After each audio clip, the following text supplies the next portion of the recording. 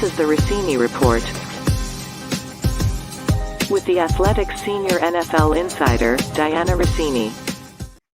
Welcome to the Athletic Football Show. In this edition of the Russini Report, I'm Robert Mays. Joining me today, it's the Athletic Senior NFL Insider, Dianna Russini. Dianna, how are you? Robert, I'm good. So I feel like those that have been watching us, thank you for checking us out every week, probably saw me acting really weird last show because I was on my phone a lot. Remember? And I just kept looking down, but I couldn't say to you guys because I had to make sure I had all my T's crossed and I's dotted on the piece or on the report. And it was Carson Wentz. He was back in the lead. So that was last week. So we'll see if you start seeing me shaking or doing some odd things as I'm trying to break something. So far though, I think we've got enough news on this busy Tuesday already. And nothing else needs to break for us to have a full slate of stuff to talk about. Obviously, this morning, the bombshell that dropped after that Monday night game, Ken Dorsey out as the Buffalo Bills offensive coordinator, and a lot of just kind of staring into the abyss last night for Buffalo, I think. You're sitting there at 500. Your path to the playoffs is very uphill, another turnover-laden day. It felt like we saw a shift just in where this team was headed and what the vibe around this team was. I did not expect something this drastic to happen this quickly. Can you just walk us through why now with the decision to fire Ken Dorsey in Buffalo? Well, I think it's important to just talk about what the tone coming out of that building was 48 hours before this game, which is, yeah, Ken has been part of this, but there's a lot of issues that we have to deal with. And you heard Josh Allen come out swinging for his coach saying, we have to be better for the play caller. We have to do a better job on the field. And Sean McDermott has shown and has verbalized that he has confidence, right? So when you see this usually points to the direction that, okay, they're not going to make any changes. And with the exception of Leslie Frazier last year, we haven't seen any significant moves from this front office to the coaching staff. And I really didn't get a sense that this was going to be the first move they would make if they lost to Denver.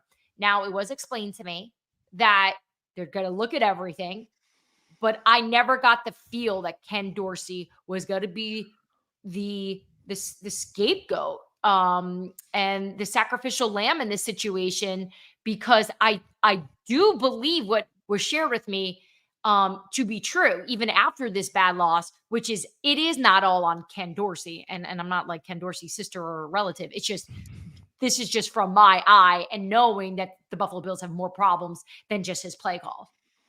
It seems like strange timing. They obviously have been struggling with turnovers. It's been their biggest issue. If you look at a lot of the underlying metrics, they're still moving the ball at a pretty consistent clip. They've had one of the best success rates in the NFL over the last 5 weeks. I think number one actually play to play, but they've turned the ball over on more of their drives than any other team in the NFL. That's not necessarily on the play caller. And sometimes you have to make these moves because your future as a head coach or as a member of leadership of a certain franchise is potentially in doubt.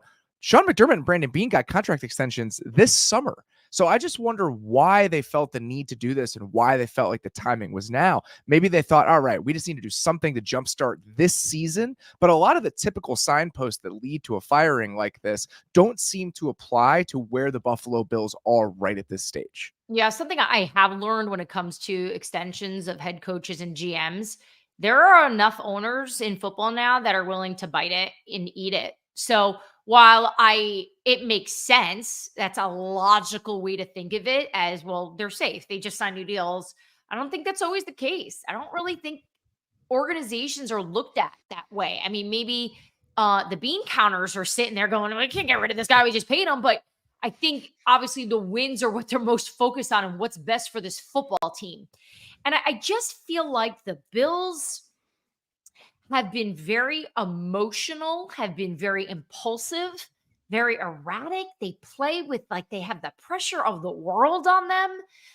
This is a team that was really fun to cover. When I was with ESPN, I was around Buffalo a lot. They were one of my main teams. They just were so great to be around because they liked each other. And they were good for the first time in forever. It felt new. It felt exciting. And now we're at this place where this team is 500 and people think the sky is falling. Imagine telling a Bills fan that 5 years ago. Exactly, because they have had success, and the pressure and the expectations have been raised because Josh Allen is so good.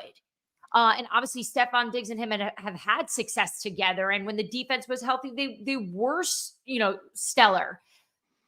But the problem now is with some injuries on defense, and they haven't had any problems from a personnel standpoint on offense. Yeah, they probably could use another receiver and perhaps maybe use another back. I know receiver was an area they were poking around a little bit before the trade deadline. Um, I felt at the start of the season that this roster, especially on the offensive side of the ball, was in good shape. I didn't see any big glaring holes that concerned me. And when you're watching it now, it just doesn't seem like the Buffalo Bills that we're used to. They made a real concerted effort to beef up the offensive line. I think that group has probably been as good as it's been, at least in the last couple of years, maybe in Josh Allen's entire tenure. They've run the ball more consistently. Maybe they've run the ball. If whether they've run the ball enough, maybe a different question. I think that some Bills fans have some issue with that. They ran it pretty consistently and pretty often last night. So sometimes you just need a change for the sake of making a change. Maybe there is a thought that the way that Josh Allen has played, maybe a little recklessly, maybe a little bit turnover prone. Is that change if you bring in Joe Brady to kind of take over for Ken Dorsey? They felt like they needed to do something in order to salvage the season. I just don't know what sort of results or what sort of shift is actually going to happen after making a move like this, because I think the functionality of the Buffalo Bills offense was down to down was far from the biggest issue that they have been facing here over the last month or so. And the philosophy in terms of coaching Josh Allen, and this just goes back to my days of covering Brian Dable before he was with the Giants and he was in Buffalo, of why it was working with Josh, even though they themselves went through some really rough patches in 2021 where it felt like Dable and Dorsey were in a very similar situation. It was right around the same time where people were calling for his head. He didn't know what he was doing. Of course, had all that success, took them all the way to the AFC Championship game, later went on to be the New York Giants head coach and the AP coach of the year. Okay, all that lined up very nicely for him.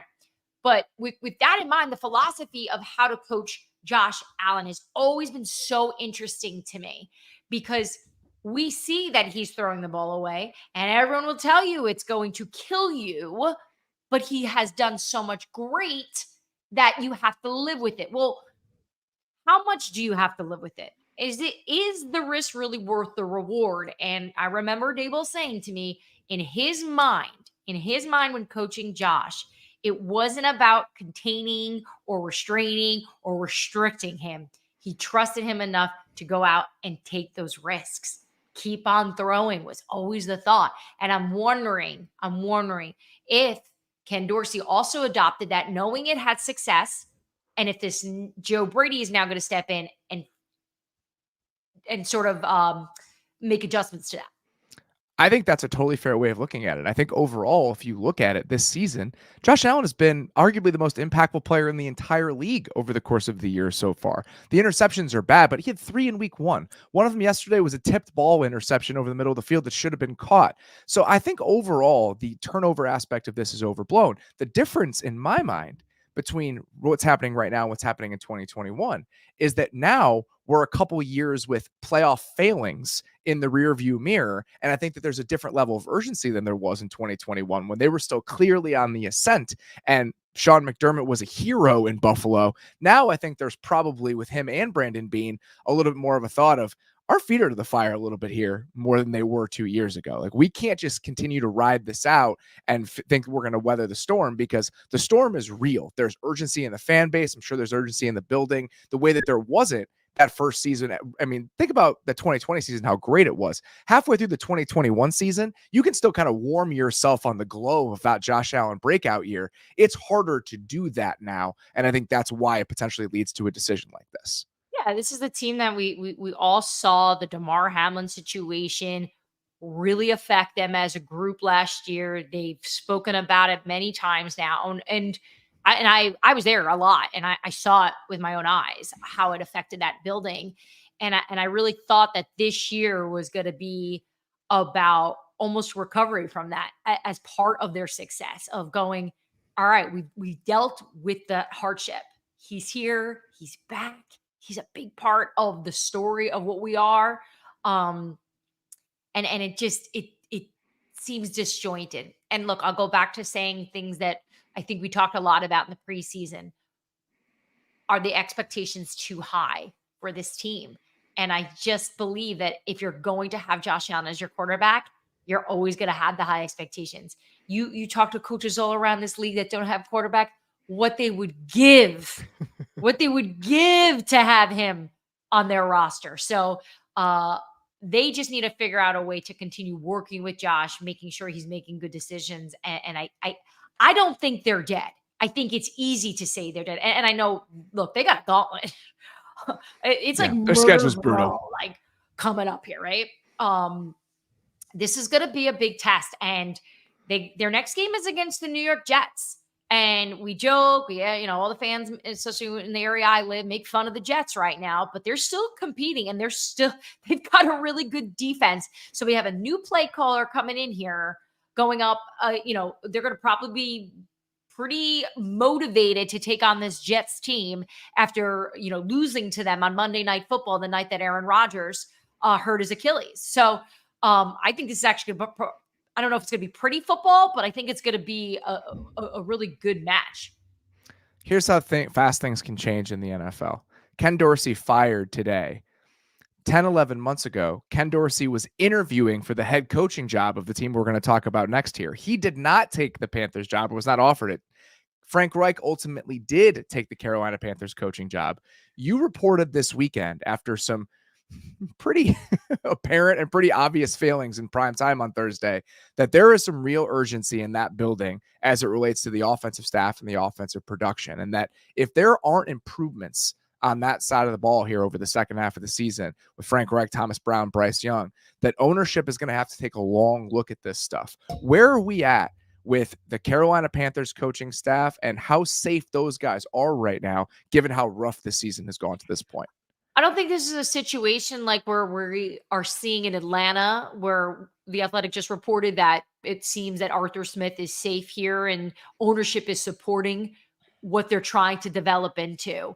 In Carolina, the sense I'm getting there, and from having multiple conversations, is that there's frustration with the way this offense is performing, the development of Bryce Young, the overall effort and energy from the players and from the coaches, the way the sideline looks during the game. I had one person say or describe it to me as looking lifeless.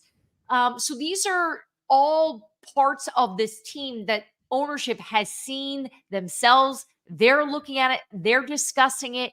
They're having conversations about whether or not they feel that Frank Reich is the right guy as a head coach to get the best out of Bryce Young. So I think in terms of a leash right now, I think it's a short one for the future of this coaching staff, because what they thought this would look like, what they thought this would be, with all these different assistants, with all these different backgrounds and philosophies, what they were hoping for this to look like versus the reality that it's just too far apart. And I think the only way this staff can keep their jobs by the end of this year will be if there's significant improvement, and we'll just have to see if they're going to be able to put this together. You reported it this weekend, and it's what I had heard when I was there during training camp, is that part of the reason Frank Reich got this job is because of the staff he told them he could bring with him. That was supposed to be the selling point of his tenure and what this era of the Panthers would look like. Well, the strength that coaching staff was supposed to be has now turned into a weakness. I know the supporting cast on offense isn't very good. The offensive line hasn't played well. They don't have a lot of receiving talent, but the offense was supposed to be this cool kind of combination of what Frank Reich did and then what Thomas Brown could bring from the Rams. And they had this all-star team of guys that they brought in. And right now, they have one of the most lifeless, rudderless, least exciting offenses in football. So everything that was supposed to line up as a positive for the Panthers this year has actually turned out to be a negative for the Panthers this year, to such a degree that it seems like this might be the only season this group gets. Yeah, it makes you wonder if maybe the thought process or the ideas that are being put into what they want this offense to look like, maybe there's too many people thinking how they want this to look. Too many variations from different places. I know you and I have had a conversation about perhaps this looking a little bit similar to what we're seeing in Jacksonville when they were having success, using a little bit of that model. And it doesn't look anything like it. And to this coaching staff's defense as well, because I don't think it's entirely on them. I think the way you develop a rookie quarterback is by surrounding him with talent early on. And they trade away Christian McCaffrey. They trade away DJ Moore. They haven't constructed this in a way that is going to help support a young rookie coming in here. So, with that in mind, I do think ownership is looking at all of this because it's not just coaching, it's how this has all been built. Perhaps maybe looking on the defensive side of the ball, which, by the way, from what I understand, ownership is happy with defense. They're happy with special teams. It's maybe that's where they should have looked to trade players instead of on the side where you have the number 1 overall pick.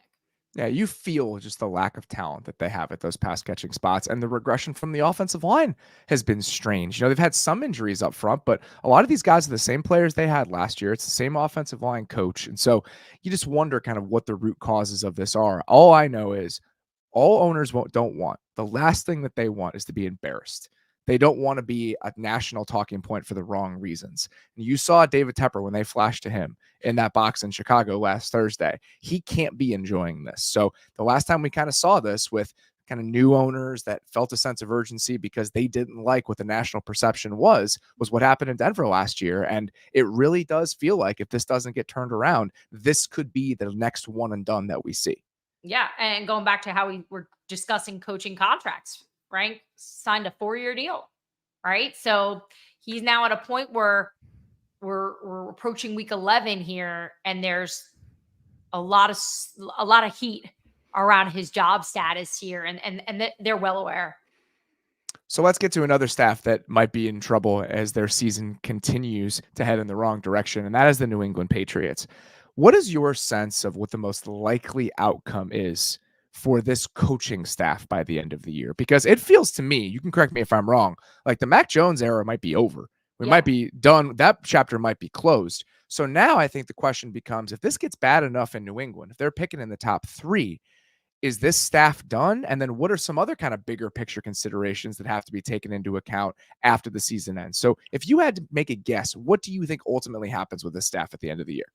I'll do it just based on having a lot of conversations over the last 2 weeks specifically, and even after the game in Germany with people who've just spent a lot of time in New England, around New England, people who are in touch with people there, just really a lot of those with connections. And it just seems that everyone feels that Robert Kraft is going to end Bill Belichick's career in New England as classy as he possibly can.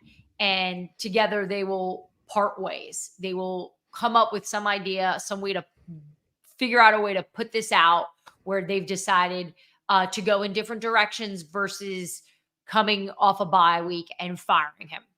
I know there was some whispers going around from people in Boston hearing that perhaps that Belichick would get fired after this trip. And, I checked in with some people there, and I don't get that sense. It could happen. It obviously can I don't happen. understand why.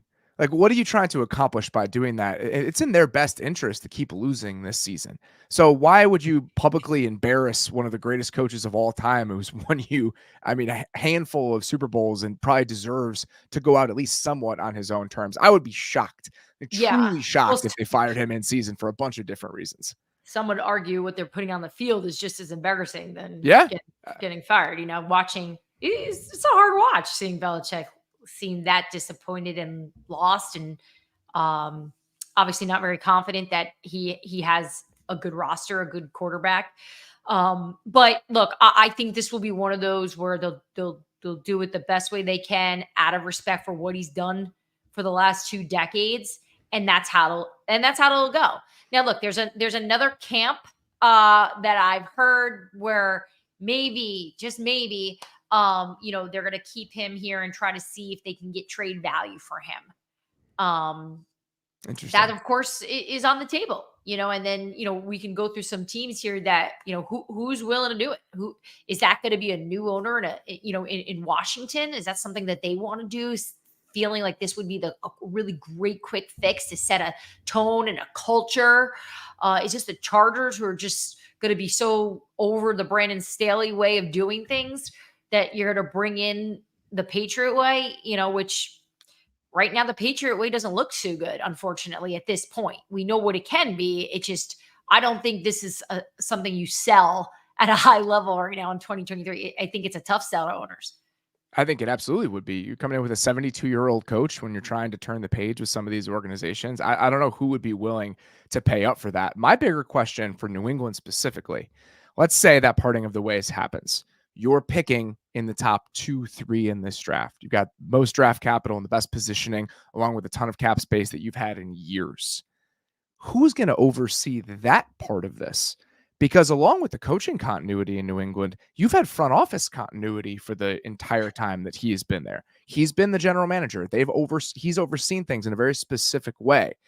Do the Patriots potentially use this as an opportunity, not only to start over on the coaching side, but to look outside of the building perhaps and revamp some of their scouting practices that have led to that lack of talent that we see lining this New England roster? I think of all the organizations that we've seen probably in our lifetime, this to me will be one of the most interesting remakes, remodels, because we know Belichick has always felt comfortable with people that speak that New England way. He wants people, he would rather have people on his staff that he's familiar with, that know how he likes it, than ever go outside the building. In fact, I mean, anyone with a connection to New England can't even shake New England. It's like a stink or a badge of honor, depending on who you talk to. Because it truly is a culture and a language, and they all speak this. And I think the person not only taking over for Bill Belichick as the head coach, but as the GM, is going to be put.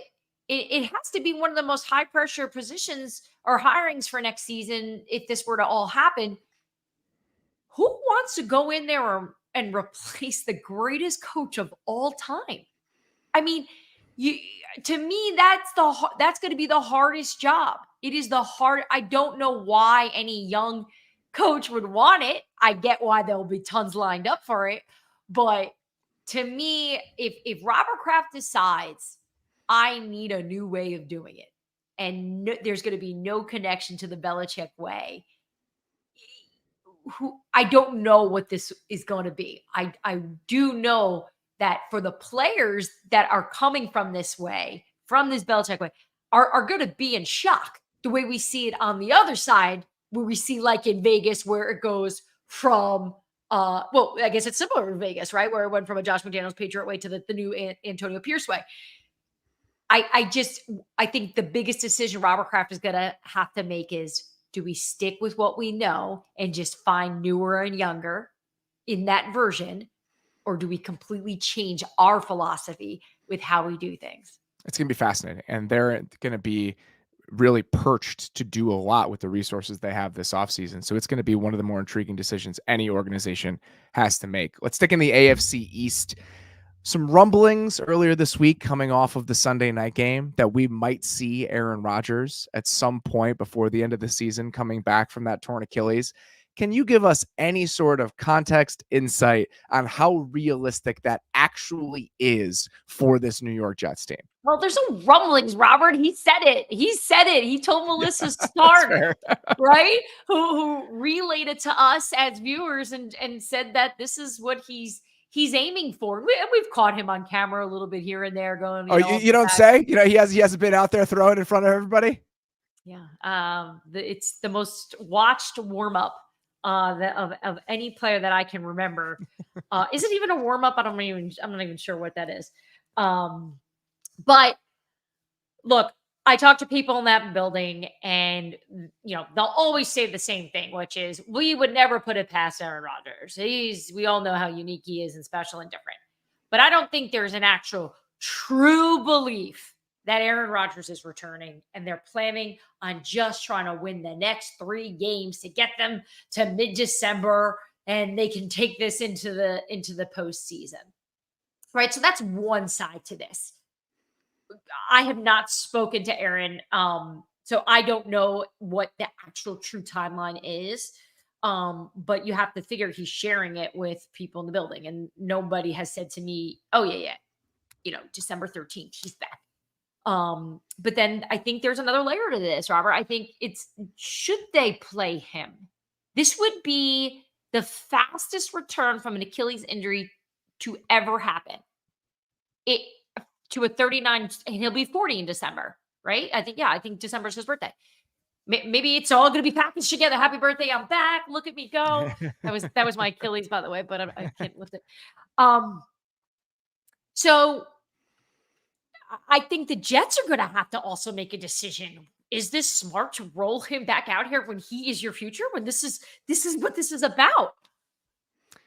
They're set up potentially for next year. This defense is still going to be fairly intact. The question would be, if you're ownership or you're the coaching staff, how much do you need to get out of the rest of this season? Have you done enough to say to Woody Johnson, if you're Robert Saleh and Joe Douglas, listen, look at the defense, look at how much talent we still have. All we need to do is get this guy back and we'll be ready to roll. Whether that's true or not and how safe they are is up for debate, but I still feel like that has to be the mindset that you take here, is that 2024 is the year. Let's continue looking forward to that, because that's when we actually have a shot. Robert, there are some owners who understand the roster, who can see the problems. They get it. There's some grace to it. I don't think that's Woody Johnson. I don't think Woody Johnson's sitting here going, all right, well, we brought in an offensive coordinator for the, future Hall of Fame quarterback. We brought in a list of players he wants to play with for the future Hall of Fame quarterback. All the reasons why this building's been built around Aaron Rodgers. So it's okay that we're not winning without him. I don't think that's how Woody Johnson runs his business. I think he's looking at this as every Sunday he wants to win this. He wants to win. He wants to make fans happy. He wants to be the most talked about team in New York from a successful standpoint. He doesn't strike me as an owner that wants to hear, well, Zach's not that good. Well, this is the same GM and head coach that picked Zach, right? So, and did nothing to improve upon him as their backup quarterback coming into this year with a 38-year-old quarterback under center, a guy who could theoretically get hurt. I feel like you and I may disagree on this, but I understand what the Jets are doing with sticking with Zach, because you're seeing teams across the league, with the exception of obviously these miracle stories like Josh Dobbs, for example, right, where it does work out, but right across, not even across town, in the same damn stadium, you have the Giants on, the situation at this point, playing quarterback. So it's like, no offense to Benny DeVito, but it's Tommy, but it might as well be Benny. Whatever. It's like every guy I ever dated in high school. How many Tommies and Bennys did you grow up with? Oh my gosh. So anyway, my point is, when they say they believe Zach Wilson gives them their best option, I feel that. I understand that. I think they know Trevor Siemian. He's a smart guy. He's liked, all that. I don't know if he gives them the best chance. I don't know if Tim Boyle's the answer. And it makes sense to me at this point. And I'm sure I'll get crushed for that, but I can understand it, knowing and watching other teams struggle with their backups. You and I talked about this, and this is kind of how I see it. It's in their best interest in terms of self-preservation to see the Zach Wilson experiment through. Because as long as Aaron was there, it provides some covering fire for you if you're the brain trust in New York. You can say, oh, well, we're going to Aaron for now. But think about what a couple years behind Aaron Rodgers could potentially do for Zach. We're not giving up on Zach yet. As long as you keep that flame alive a little bit, you don't have to admit defeat yet on the Zach Wilson move. Everyone else knows that it didn't work out, but you can at least try to tell yourself a story about there being some untapped potential down the line. The moment you trade for Josh Dobbs to replace Zach Wilson, that's done. You have to admit failure on the Zach Wilson front. And again, that's one more strike against these guys in Saleh and Joe Douglas, who probably have to have at least a little bit of queasiness, uncertainty about the future of their job. So I think from my perspective, the Zach Wilson thing and playing out the string as long as they have has way more to do with not admitting a huge mistake that you already made rather than him definitively giving them a better chance for a quarterback who might be available for a 5th round pick at the deadline. Well, unfortunately for them, while they're trying to preserve that and protect themselves from looking like the guys that made the wrong decision, it's also on display every Sunday, right? Every And single week. We can all it's see it. We can see it, you. And I it, think that's the important thing for them to remember, but it doesn't seem to be driving a lot of the decision making here. well, I think the good news here is we've seen in the past where a quarterback is picked and there's that gray area and they're not sure. And the gray area, heck, gray area in life is the worst, right? Because it's like, what do you do? Is it good? Is it bad? I don't know. There's no gray here. At least they know now, and they're gonna stick with it and gonna try to make this work and rely on the defense. But if I'm Woody Johnson and I'm Christopher Johnson and I'm watching this, I'm looking to see how these players are still responding to this coaching staff, how prepared they look, how much fight they have, how much effort, and how much of the identity of them is the foundation being built for next season. Because if I start seeing it get messy or undisciplined or sloppy or immature, like we saw a little bit before Aaron yelled at everyone, I would be very nervous if I was this coaching staff. The defense still plays very hard, and the defense is still very good. And I think you can hang your hat on that. This is not a situation like we see unfolding with the Giants right now, where things seem to be coming apart at the seams a little bit. Last thing to hit on here, it sounds like Justin Jefferson may be back sooner rather than later for the Minnesota Vikings. In conversations that you were having with people around the league about his pending return, there are some people, in decision-making roles and people around the NFL, they're a little bit surprised that we might see him again without a new contract. Just talk me through how people around the NFL are viewing the dynamic between Justin Jefferson and the Vikings and him potentially getting back on the field this season. Sometimes there are things I share with you and I can already feel my phone ringing. And I know the Minnesota Vikings are going to call me after I bring this point up of the fact that there are people out there who think it's crazy that Justin Jefferson is going to step foot on a field without a contract done, complete. They have been tabled from what I can understand, from what I was told. They are not working on a contract. This isn't something where he's saying he's going to be back soon and voila. There's the contract and, look, we never even knew. And they were doing it the whole time behind the scenes. I really feel comfortable saying that if they're not working on it, that this is something they're going to deal with at the end of the season. And Justin Jefferson, from everything I have been told by numerous people, is such a team guy, wants to be on the field, wants to be the best receiver in football. And the only way he can do that is to be on the field, even though this team is 5-0 without him. That's not his fault at all. But to just think about what he could do to add to Josh Dobbs and to add to this offense when he returns around the bye week, maybe even sooner. So their bye week is the first week of December. So we could be seeing him over the next few weeks, depending on how he feels. And he did say, I'm not coming back. I'm not going to push this. I'm going to try to wait till I'm 100%. But I do think it's really interesting in 2023, a player of Justin Jefferson's caliber willing to get out there to play for Minnesota. And I think that's credit to what they're building there.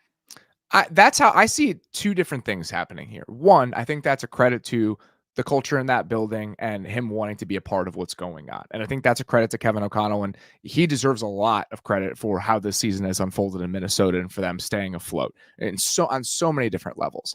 The other side of this, the contract side of this, I don't view it as some high level of animosity between these two sides. The fact that this deal didn't get done, I feel, you can correct me if I'm wrong. The timeline seems to be like this. Nick Bosa gets that deal right before the season. He becomes the highest paid non-quarterback in the NFL. Justin Jefferson shares representation with Nick Bosa. I would not be surprised at all if his people went to the Vikings as that deal was getting done and said, listen, this is it. That the mark now is we want him to be the highest paid non-quarterback in the league. We want him making $33 million a year and change. When you look at Kwesi Adolfo-Mensa's background and just how calculated I think some of the decisions in that front office are going to be, I'm sure that they're balking at doing something completely unprecedented for any sort of player. So rather than try to figure that out in the short term and rush a decision on that sort of contract that's going to break the mold for any non-quarterback deal we've ever seen, push it into the offseason. We'll get this done later, but that doesn't mean there's bad blood kind of being exchanged between the two sides. Correct me if I'm wrong, but that's kind of my outside guess as to what the dynamics there probably feel like. Yeah, who needs the Russini report? We can have the Maze math and the Maze menu.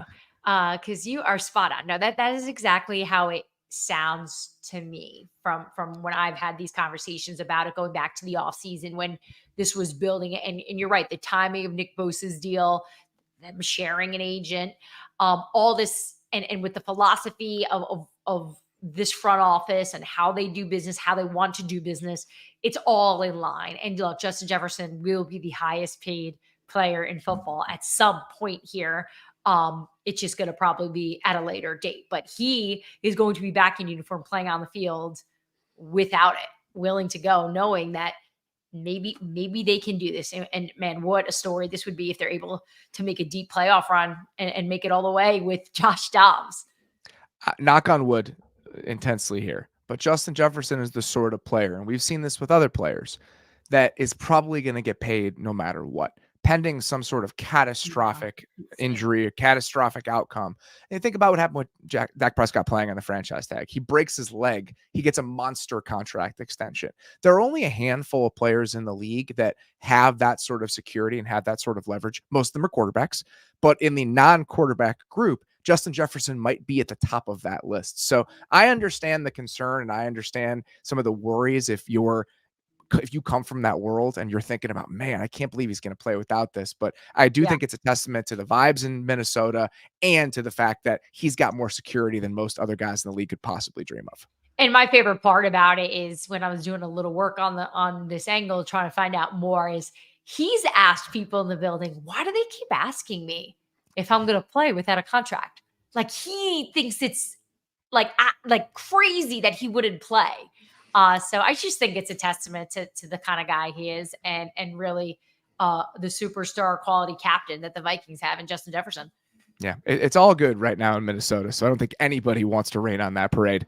Dianna Russini, thank you very, very much. Always great to chat with you. We will be back here next week doing it all again.